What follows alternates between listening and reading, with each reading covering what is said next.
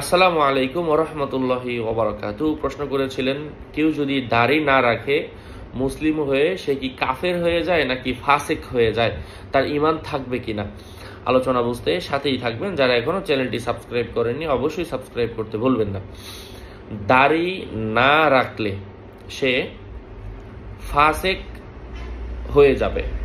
ফাসিক বলা হয় যে ইসলামের বিধি বিধান রীতিনীতি সব জানে, কিন্তু ইসলামের বিধান মানে না, তবে স্বীকার করে মানে না, এ হচ্ছে ফাসিক। তবে কেউ যদি ইসলামের কোনো বিধানকে অস্বীকার করে তখন সে কাফের হয়ে যাবে।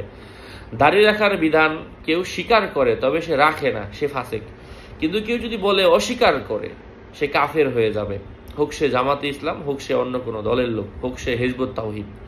আল্লাহ বোঝার তৌফিক দান করেন। হোক সে মাজার পূজারী, হোক সে আওয়ামী লীগ, হোক সে বিএনপি, যদি ঈমান না রাখে ফাসিক হয়ে যাবে।